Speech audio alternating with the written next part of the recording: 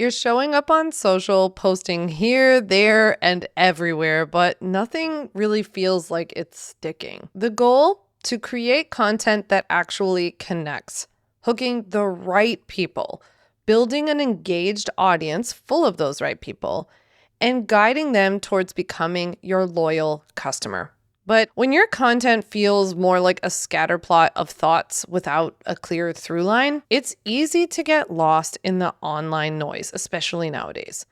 And it's even easier for your audience to miss the message or really know what you do or offer, which means no engagement on your content, no audience growth, and even fewer customers than you really need.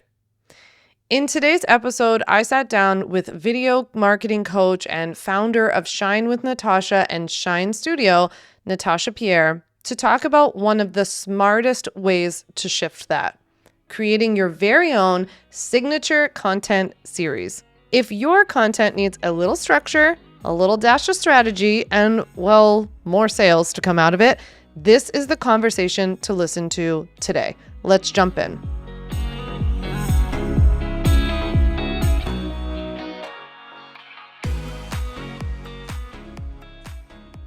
Hey, Natasha, welcome back to On Your Terms. I know. I was thinking we haven't podcasted together in a few years, even though we see each other all the time. Yeah, it's a long time overdue, and I'm going to link down below to our first interview 3 years ago, maybe 2-3 years. Yeah, it's been a long time. But I'm so glad you're here. How are you doing? Doing well. Excited to dive into my favorite topic ever. I know. And you've become, you're known for a lot of things. I will stand on the mountain saying Natasha invented the capturing B-roll for your business. And I really think you were at the beginning of that trend. So that is absolutely going to you. Yeah. But the next thing that I think in my mind become known for is talking about series and how series are helping people to build their content platforms, to drive leads. You just had one recently that drove a ton of traffic to your email list and drive, obviously, authority and awareness and all these kinds of things. I'd love for you to start out by first telling everybody listening, if they spend the next 45-ish minutes with us, what are they going to learn? What can they expect to learn from you today? Absolutely. They'll leave feeling really inspired to create your own series. You'll have the bits and pieces, the ideas, so you can hopefully execute it right after listening. Yeah, I hope so too. You guys are all going to have to come back and tell us if you did and what series you created. I want to know. People are so creative with it. I think it'd be helpful just even starting out telling people really what are we talking about? What is a series when we talk about it in the content world? Absolutely. So I always like to draw the through line that a content series, a video series, is essentially creating your own Netflix show, but on social media. So instead of doing one piece of content where you're talking about a topic in depth, maybe have a few main points, you're maybe just posting it once and you're not ever really touching it again. We're taking that one topic, that idea, that theme, and we're actually stretching it out into individual episodes. So there's really something that really ties them together. Maybe there's a similar format, a similar topic, or maybe they build on each other, but each episode essentially covers a different idea or a different main point or a different story or a continuation of that common theme that the series is really anchored by. And this is such a great way to create content because instead of having your one really great idea and feeling like you have to stuff everything into it, you only post it once and then you're like, okay, well, guess I'm moving on to the next idea. You can really go deep with your audience. You can increase retention and engagement. People are coming back ready. But also we think of that binge-worthy effect that we want new people to have when they're experiencing our profiles. You don't want someone to find a video, love it, and then can't find anything else similar to it. And series are a really great way to easily create that bingeable experience. Of course, all the ones that come to mind for me are related to food. Same. As you know, I love food and I know you do too. And I know you love a lot of the people I love. So I always think about Jen Eats Yes. Good on Instagram and Jen Lukey, who does this so well with her. She has a $50 shopping thing where she goes to Trader Joe's or sometimes she'll do it at Whole Foods.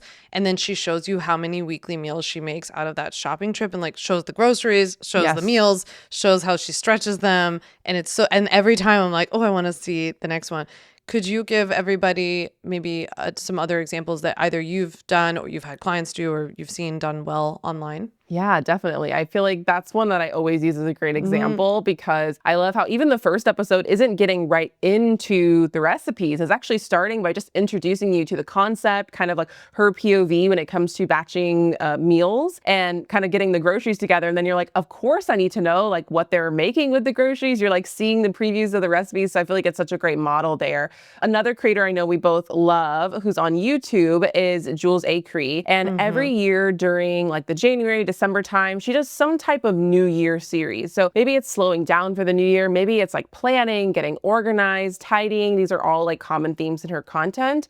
And I love how it's like a timely piece of content. So she's really thinking of like, what do people care about and want to know during this time? But even as someone who's been in her audience for years, I know to expect that that's going to be something that's coming. And we'll talk more about like how you can make your series strategic, but that's actually kind of what inspired me to think, wow, could I make a freebie specific to this video series and see like what the results would be? So I feel like that's a really great example. And probably another example that I can think of is actually styling with Kenzie. She has a really big following on TikTok and also on Instagram. And now she's branched to YouTube. And she essentially, her dream is to have her own like fashion styling TV show. So she's like, until I get that, I'm literally going to make my own. So just like kind of like a what not to wear kind of vibe, but like less mean and cringe and everything like that. Yeah.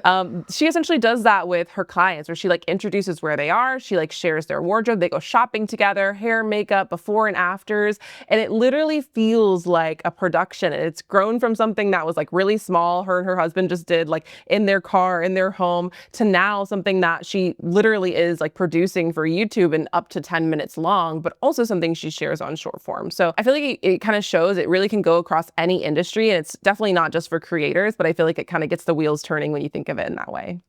Yeah, for sure. It's funny because it goes back to another thing I attribute to you, which is that if you're not getting invited onto stages yet, to build your own. And so this is like a good example where you could create this through a series of sorts. Absolutely. What do you feel like if you had to narrow it down to like the three ingredients that make a very successful series? What would you say those are?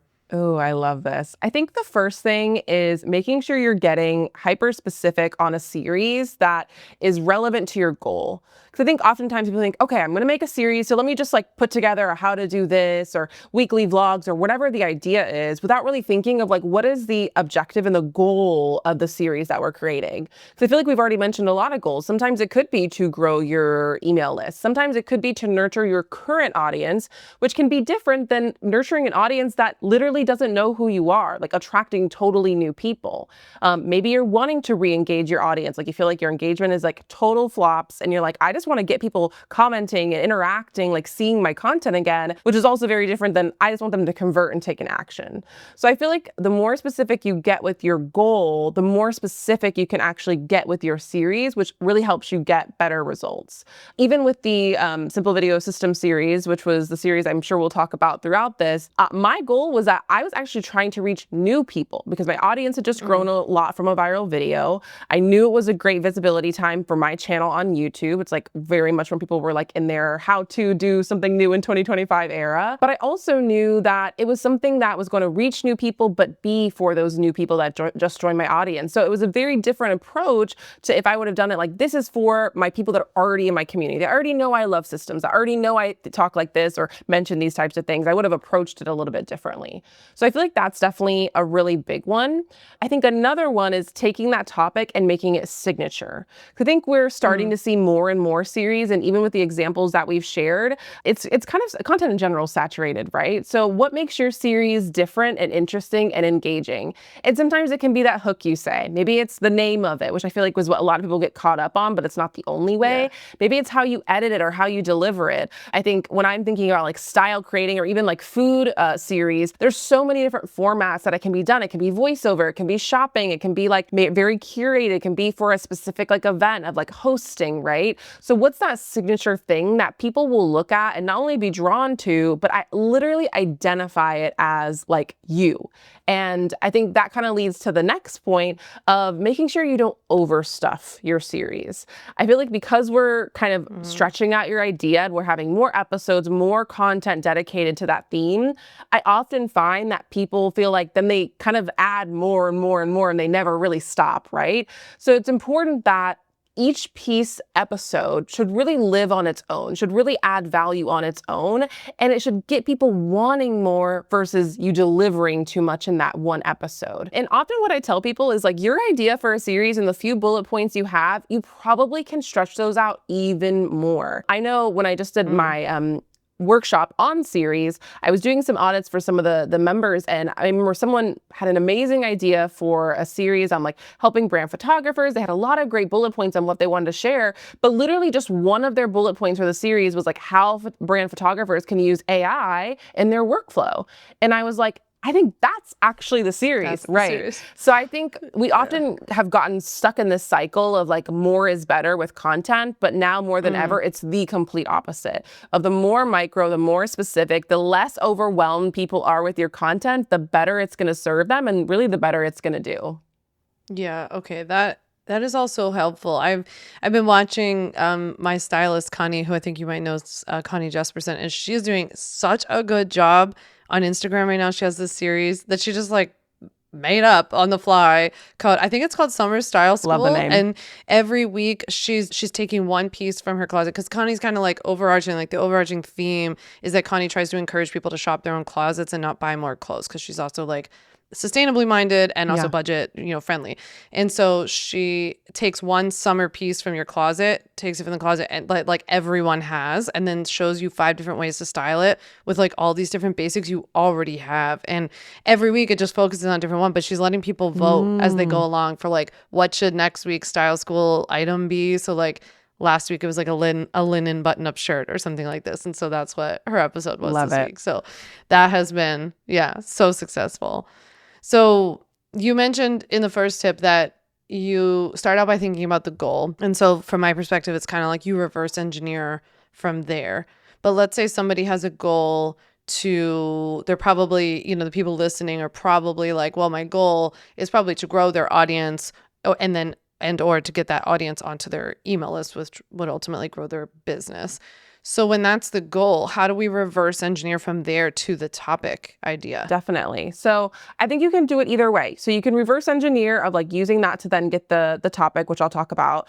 But you also can take like the ideas you already have. Maybe it's existing content. Maybe it's like the ideas that are in your like brainstorming bank that I think we all have. And chances are you can take that idea, like for example, for me, video content systems, and I can think, okay, if people literally don't know who I am, they don't even care who I am, they've never heard my approach on systems, what are the 4 essential things that I want them to know that's going to make the biggest impact? And how can I make sure that in each episode of that I'm not just going into, okay, here's how to have a content day, but I'm actually being like, here's what a content day is, here's why it's a system you need, and I'm going like a little bit deeper because I'm assuming they don't have that prior knowledge, which I think a lot of people skip when it comes to getting new eyeballs. And so if that's one way you can do it if you already have an idea. The other way you can do it is really like knowing the audience you're trying to reach and go through like all of the questions they might have. What are they currently experiencing? What problems do they have?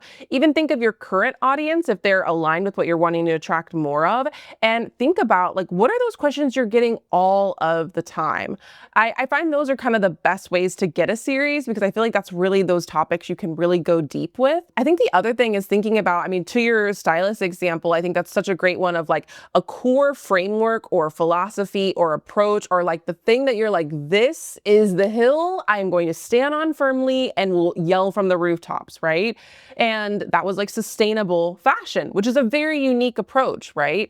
So thinking of what are those signature things maybe you teach in your programs or you work with clients on or that you're actively doing in your own business that you can then use to automatically get that signature effect in your series. And I find that you can get a lot of really easy ideas from there.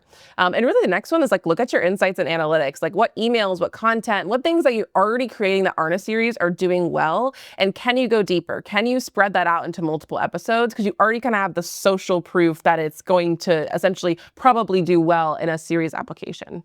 Yeah. And the marketer in me, like what I really love about what Connie's doing, the way she's doing it is like the person who that series speaks to also would want to work with Connie. So that like, because Connie is not going to be the stylist that goes out and does a Shein haul with you, that's not happening. So she's going to encourage you to take everything out, all those pieces you're not wearing and be like, why aren't you wearing this? Let's figure it out. And so I love that. So I think it's just So smart. So, as we're talking about this, we were talking about like balancing, not overstuffing. And so I want to make sure you're clear with everybody too. Like when you tell people to go gather like frequently asked questions and stuff like this, you're not, from my understanding, telling them go make a series of all the frequently asked questions that you get. You're saying like pick a good one that you can break into more steps, Absolutely. right? And sometimes you'll notice maybe there's a 3-line where a few of the questions kind of come back to a common response or a common problem. But often just the one question you can probably break up. If there's 3 things you'd recommend, that's your 3 episodes right there. Okay. So how do you go about doing this, like when maybe you feel overwhelmed by the topic, like somebody like me, for example, you can use my business as an example of like where we get more general questions of like, how do I start a business? I'm like, well, that's a huge topic, right? So how does somebody like me with that topic go about breaking that down and creating a series about it? Yeah, I love that. How to start a business. I would start with what maybe they're the most stuck with or what you can help them the most with. And then really dig into that as being the angle for the series. So let's just say how to start a business is like really what they're wanting to focus on. But really what they're struggling with is like, I don't even want to start doing things until I know that I like actually can. Like, am I actually able to execute those things? And of course, you probably know these even better than me.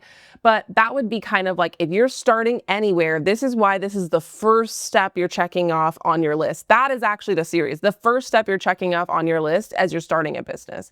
And that will probably be, getting your business registered, getting your contracts in place, like all of those types of things. And so it's kind of taking that big question and thinking of what is it actually that they're asking? They're actually asking like, I want to start, but I feel like I can't. I feel like I'm like not actually able to, or I'm worried about the repercussions of what will happen versus like, I want to start a business.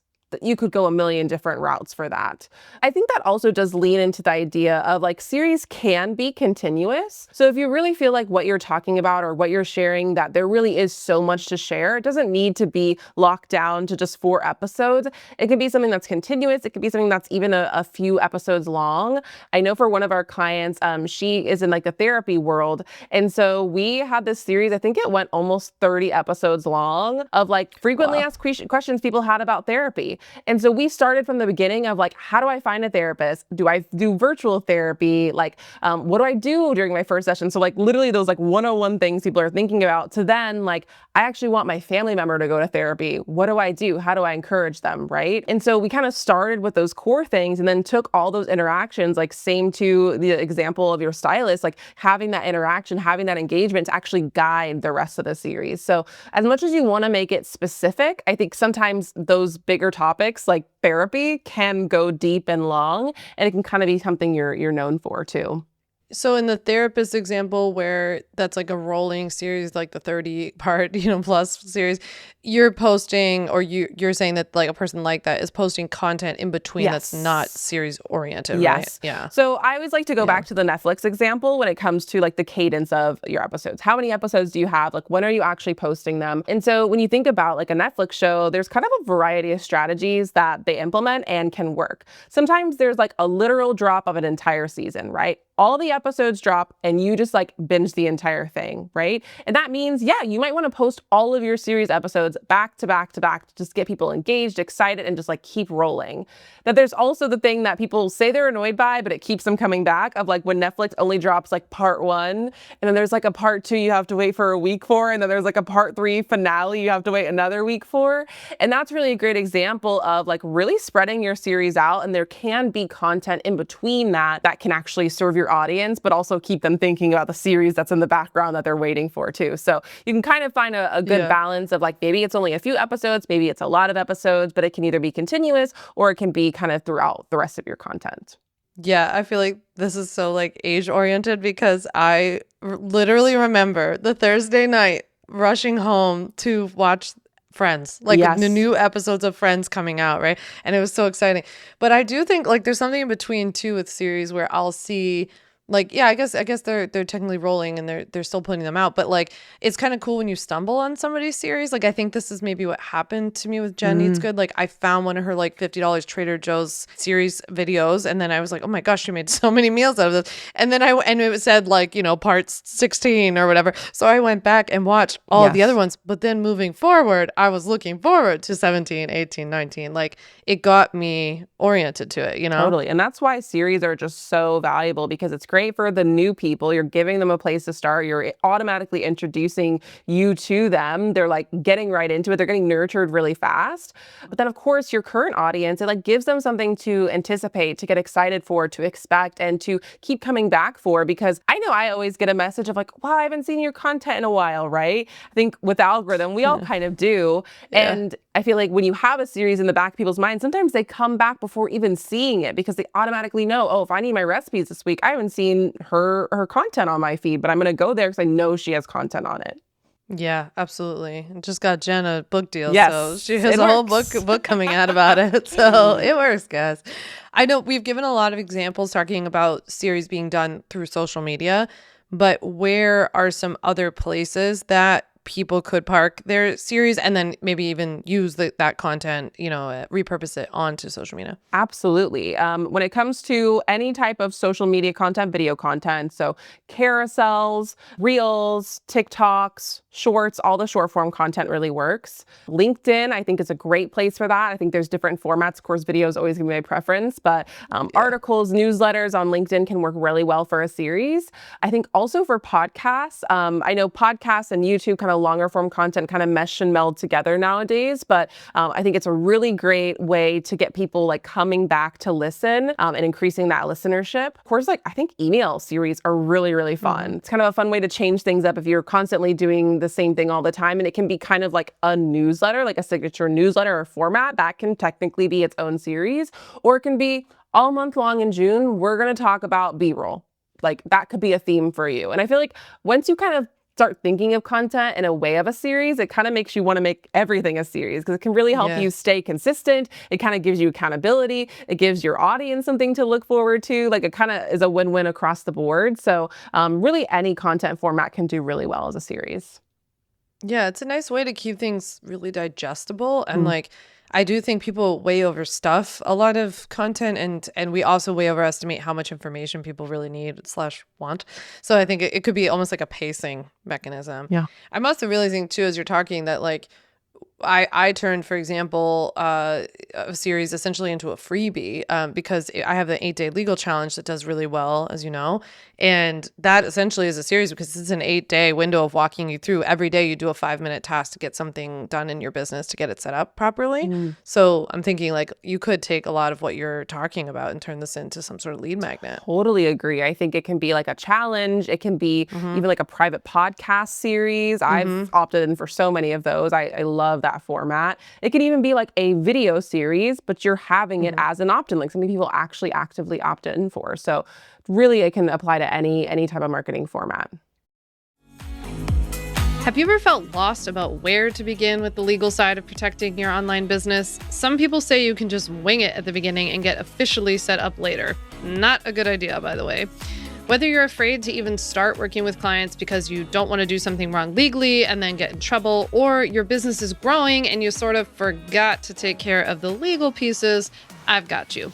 I don't want you to live in fear of the internet police coming after you and your business, but you do have to do certain things and get certain things in place in order to legally and safely run your business online. As much as it just feels like an unregulated wild, wild west online, that is very much not the case. As an attorney turned entrepreneur and former corporate litigator, I can assure you that there are rules. There are real steps that everybody who runs or starts an online business needs to take. And you're not behind at all. We can get you set up and following the rules right away. In fact, we can even do it today. I want to teach you the 5 very simple steps to take to legally protect and grow your online business. You don't need an MBA to be a successful entrepreneur and stay out of legal hot water, but you do need to dot your legal I's and cross your T's in a few key areas that can't be skipped. That's exactly what I'll teach you in my free 1-hour legal workshop called 5 Steps to Legally Protect and Grow Your Online Business. Just head to mylegalworkshop.com, drop in your email address, pick the time, and I'll send you a link to watch the workshop video whenever you have time. This is the best place to begin if you're just getting started legally legitimizing your business, so head on over to mylegalworkshop.com and sign up to watch 5 steps to legally protect and grow your online business now. How often do you recommend somebody does a series in their business? Yeah, love this question. I find that quarterly is like the perfect in between, unless you fall into the category of you feel like continuous series just work really well for you. I feel like a lot of the like recipe niches or those types of things, like you can constantly have a series going because it's just like never ending. I don't think that applies to every industry and niche, so it can kind of make series feel like a fun special thing.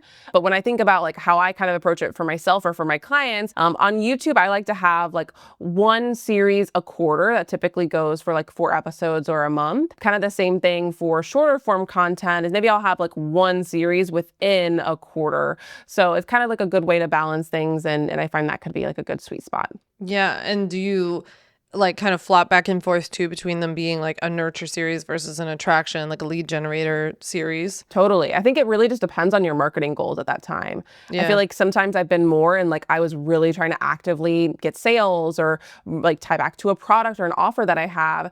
And now I'm definitely more in like I'm reaching new people. I have a new audience. How can I actually make sure they're like sticking around for the ride and even more importantly, joining like a news list, an email list or something like that? Yeah, exactly. So, okay, so let's talk a little bit about the one that you did recently on, well, you've done 2 recently on YouTube, but one was about video content and then the other was a series on series. It was very meta. And Story of my life. It's like, next week she'll have a series on series on series. There we go. It'll just keep going. But yeah, so you had both of these and these both did really well. Could you maybe explain them like high level to people and then a little bit of what like your goals were and just give them an example and how they helped your business? Yeah, definitely. So for the Simple Video System series, it was mainly on YouTube, which also goes on to my podcast.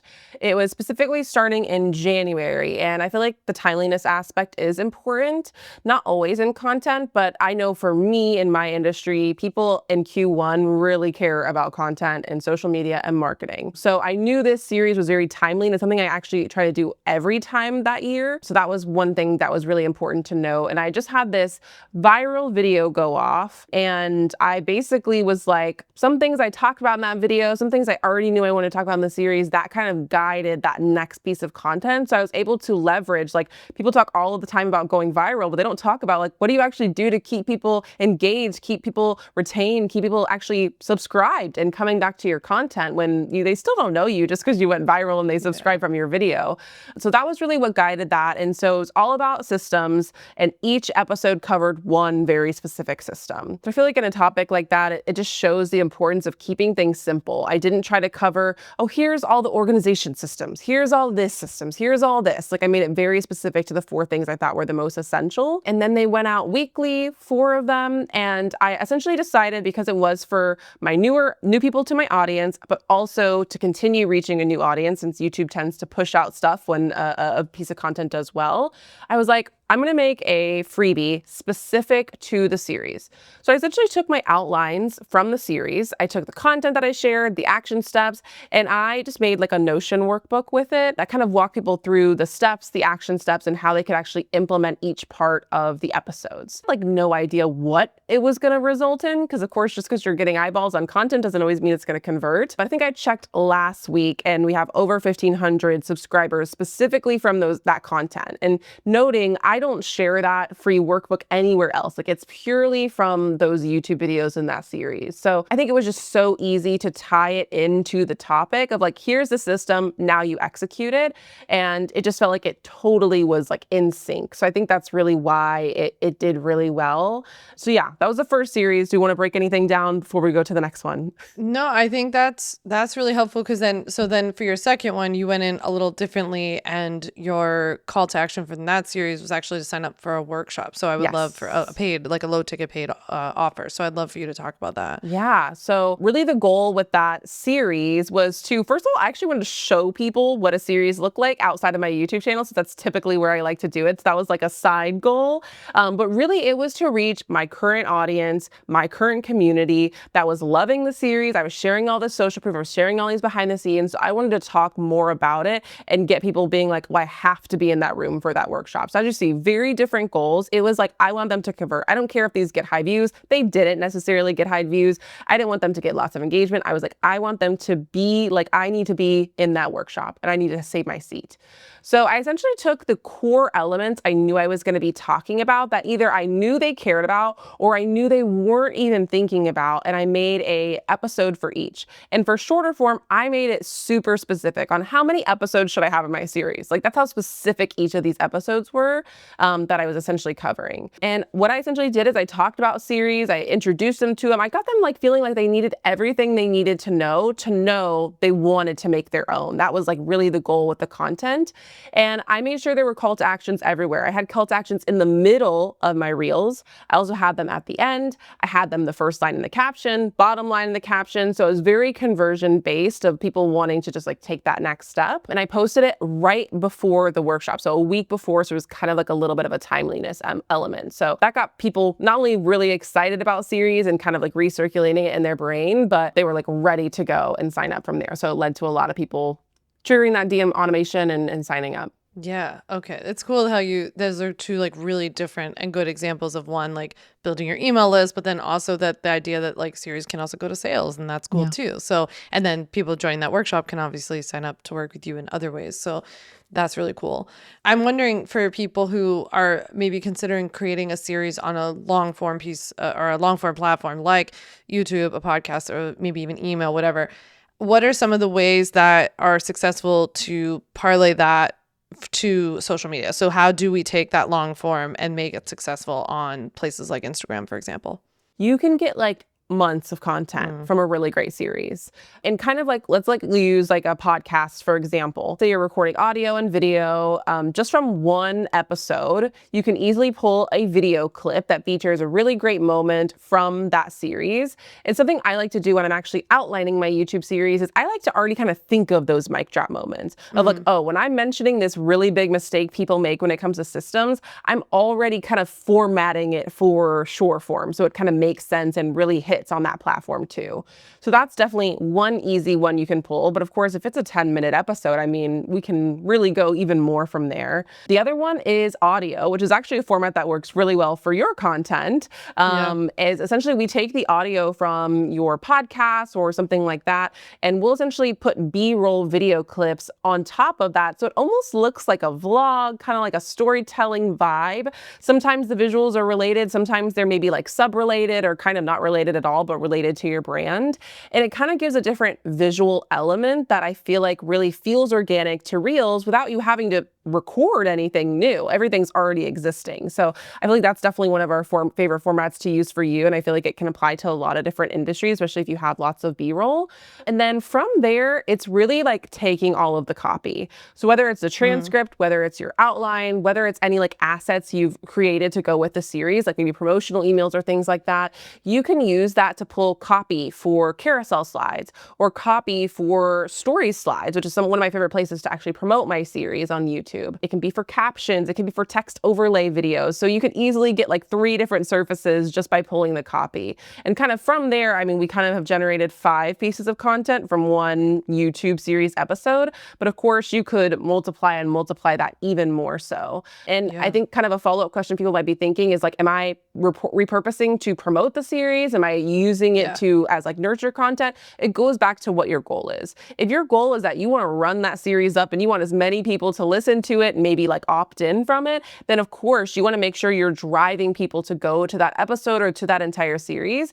But for some instances, it might not be the goal. Your goal might be like, I want to make the most of my time and my content that I'm already creating, and I want it to nurture, engage, like connect with my current audience without them even having to go over to the series. That might just be a bonus. And it could be a mixture of both. Maybe you want maybe a few episodes to promote or a few pieces of content to promote the episode, and maybe you want some that are just going to just nurture nurture and take care of your audience. So you can kind of choose and pick your journey from there. Yeah. And I mean, you could have different marketing goals in your business at that time too. Like I've been pretty focused lately on growing the podcast. And so like for me, if you're taking those videos, I want them to drive back to the episode, which it's not always like the most successful. There's been different, we actually just have one that went crazy good for on our end. Yeah. So like we could be successful, but that's, I guess, a little bit of the experimentation of it.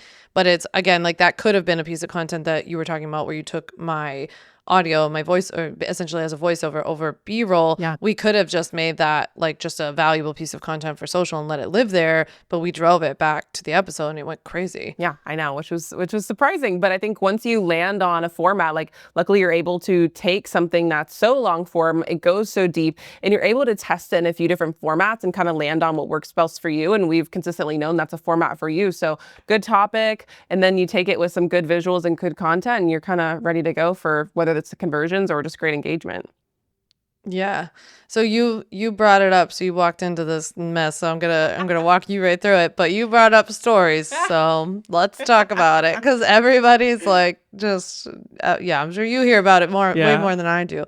But people are confused about Instagram stories these days. I know people who have been doing this as long as you and I have feel like stories aren't what they used to be. It's not working anymore. And then new people, I just feel like they're like, is this thing on? Like, this isn't working, you know? So there's a bit of everything. I'm curious, you mentioned about how you have a series and then you're promoting it in your stories in a certain way, and you were like, that's what's working well. So what are you seeing? I mean, if you want to bless us and give us a little overview on what's working well on stories right now, I think that would be helpful. Yeah. But also then what's working well with promoting your series on stories. Definitely. I feel like stories have changed. And so I think if you're holding on to the old ways that you've liked creating or consuming stories, or you're looking to the people with millions of followers that just dump anything on their stories and it probably will do well, it just won't do as well in 2025. That's just the reality of it, which is honestly across the board. And I think when we can embrace that more as like people that are creating content for our businesses, it just makes things so much more chill, at least for me. Because I mean, if I was like, oh, if Instagram ever changes again, I'm out of here. This is just, I'm done. Then I would have been out of here. You would have been gone a long time ago. A long time ago. But stories. Really what I think is that how people are consuming stories is kind of leaning to a lot of things we talked about with series of like less is more.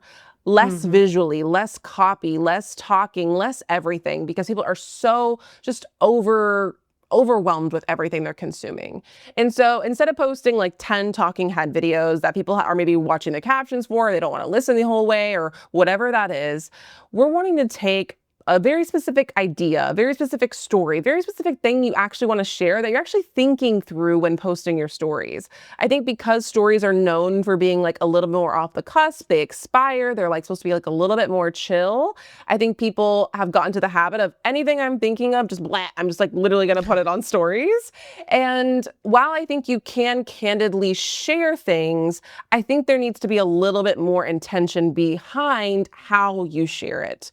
And honestly, I know it seems like once you're embracing it, it feels harder, but I think of it as kind of easier, because instead of having to post everything during your day, during a day in the life, and literally post stories all throughout your day, it's actually better to just post them all at once. People can binge them all in one go. Instead of feeling like you have to literally actively share visuals that are happening in your day, I like to go to photos and B-roll clips I already have in my camera roll that are kind of like standard brand images for me in a way. And then I use those. I'm actually never posting in real time stuff. And so that's really just a few things that I'm seeing is like really thinking of like, what is a story? What is the idea that you want to share? Picking maybe it's one really great slide, which is really when you're going to get the most views, or if it's a few slides, that's really going to connect deeper with your most engaged audience, maybe not reach as many people, get as many views. That's what I found to be the most effective. So sometimes I'm bringing people behind the scenes, sharing them like what I'm doing through my day, kind of what's working for me, what I'm thinking about, like those different types of things. Maybe it's actually like kind of more strategic promotion. So like, for example, whenever I'm doing a content day, I always like to bring people through the content day so they can literally see our process. Instead of being like, hey, here's what I was doing today, I'm like, here's what we achieved on my content day. We did this, and this is why we did this, and this is where we're at here, and this was the end result. I'm like bringing them on a story, which makes it very easy to drive it to a call to action that they're already waiting for because they're just like so engaged watching this entire day. And I kind of do the same thing with promoting my series. So I like to think of like, what are people thinking about? What are the people caring about with the series? What do I want to draw out of the series? Maybe I'll start with a poll of like, hey, have you ever done this system with your content? Or maybe I'm saying like, hey, do you feel like you struggle with a camera roll that is so disorganized? Then I created the episode for it, right? So I'm kind of hooking them in, drawing them in, giving them more context on what the episode's about. And then I share usually a few times. Maybe it's a screen share, or a screenshot of like the visual of the episode. Maybe I'm actually sharing like a clip from it. Or maybe I'm literally just linking directly and keeping it very simple. But that's kind of what I've seen to do really well there. And that's kind of like how I've been doing my stories and how I've been thinking of them. I did just do a video, an episode on stories and what I think's changed, how I think about them. So if you kind of like want to see more of what I'm sharing, that can definitely be like an extra little resource. Yeah, that'll be helpful. We'll link to that down below. I have you in the back of my head every day when I'm posting stories, just like I if this, in case this is helpful to anyone, like I will write on the photo or whatever I would want to say and normally say, and then I go through and cut the crap out of it. I cut every single thing that I can, and I literally read it over and over until I'm like, what's a shorter way to say that? What's a shorter way to say that? And I mean, given how much time I have, I'll do that once or twice, you know? And I'll also read it out loud because I'm like, often you write things that are way longer and clunkier than what you would actually just say. If I just like picture myself like saying this to Natasha, for example, a friend will be like, oh, I would never say it like that. And that usually makes it a lot shorter. But I always have you in my mind of like just simplifying and like stretching them out a little more instead of plopping. Like the days of having so many like gigantic paragraphs are long gone, I think. But I feel like that's such a great like content tip across the board. I do with my own content.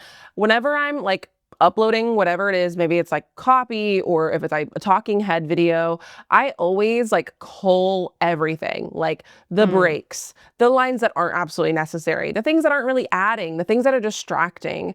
I feel like that's such an underrated skill to have as a marketer and creator for making better content, because by being concise and simplifying what you're sharing, you're really helping people focus on the best valuable parts of the content instead of distracting them with the fluff that maybe came into your mind when you were thinking of the content, or maybe you just said because you were like in the flow with your talking video, but is it really adding to it? And I think knowing you can always remove those things and that it doesn't hurt your content, it's not that you waste time on anything, it's actually making it better, I think is so valuable. And just having that fresh set of eyes of like, okay, I created this and oh, I think I can simplify it here. So I'm so glad you mentioned that.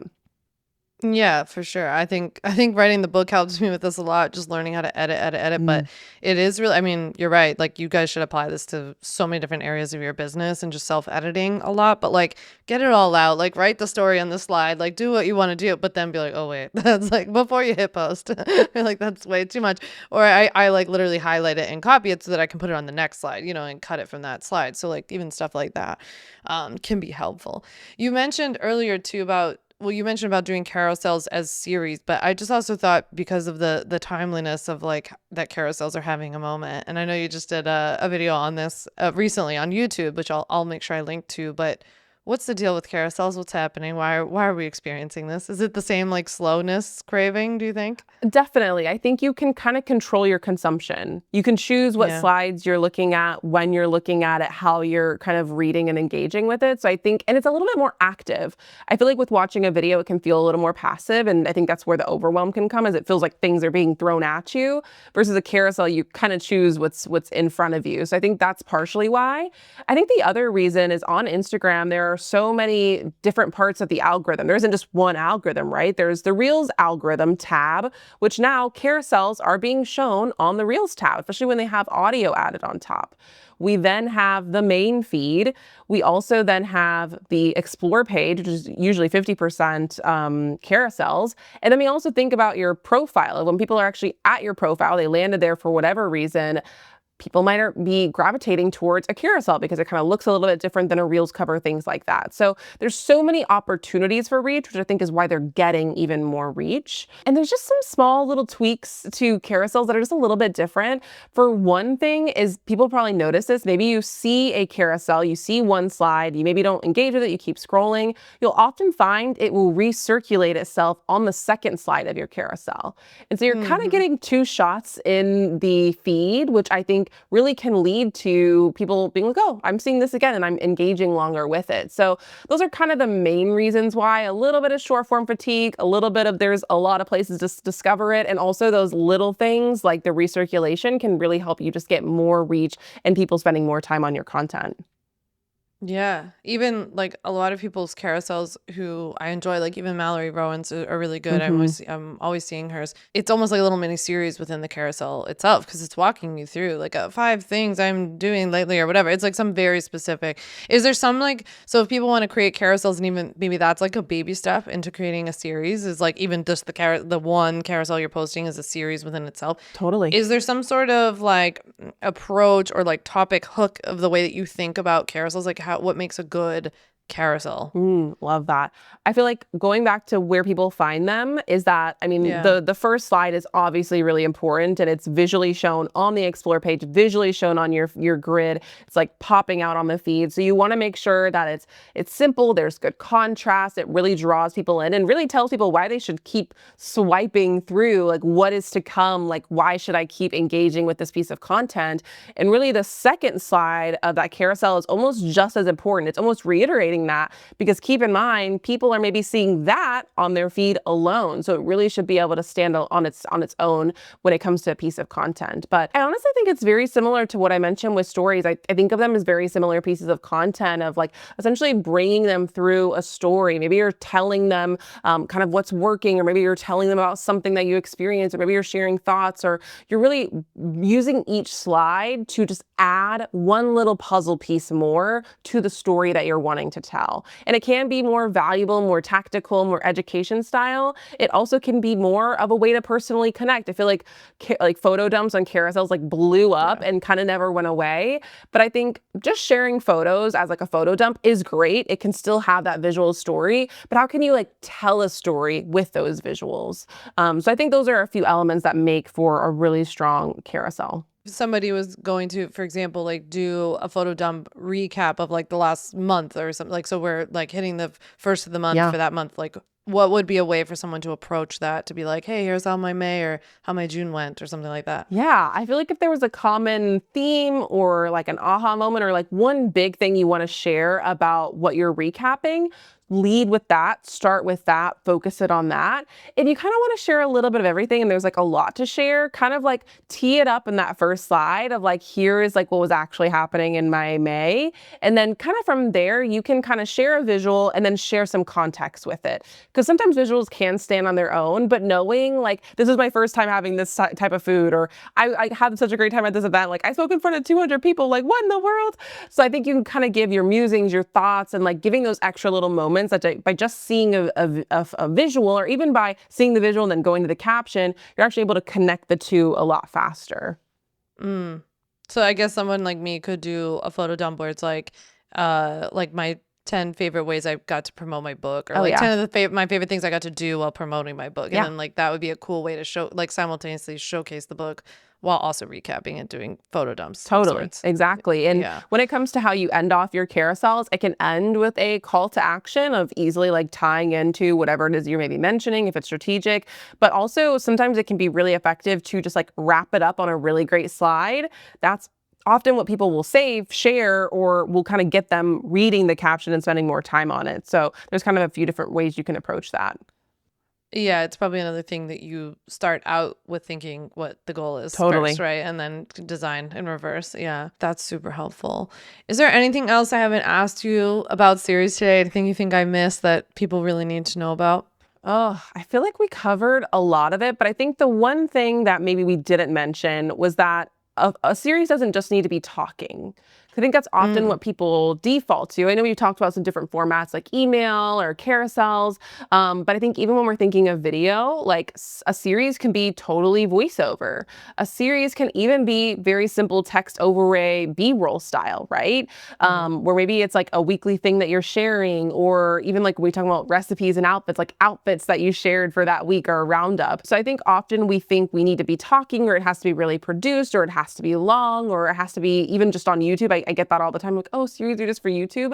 But really, it can be any format. It's really just that theme that ties multiple, main points of the episodes together. Yeah, okay, that makes a lot of sense. I'm thinking of Natalie Borton on Substack every month does a series where she shows you with a calendar what outfits she wore that month with little visual, like there's a little like sticker of her outfit Yes. on every single day on the calendar.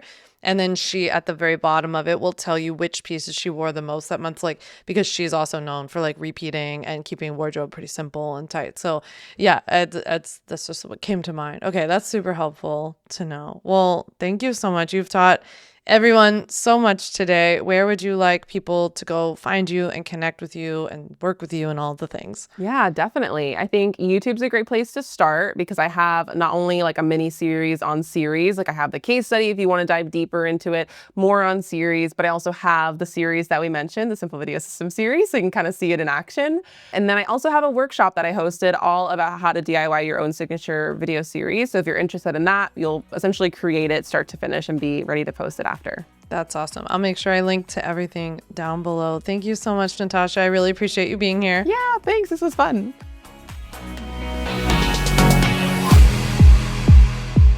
Thanks so much for listening to the On Your Terms podcast. Make sure to follow on Apple Podcasts, Spotify, or wherever you like to listen to podcasts. You can also check out all of our podcast episodes, show notes, links, and more at samvanderwielen.com/podcast. You can learn more about legally protecting your business and take my free legal workshop, 5 Steps to Legally Protect and Grow Your Online Business at samvanderwielen.com. And to stay connected and follow along, follow me on Instagram at samvanderwielen and send me a DM to say hi.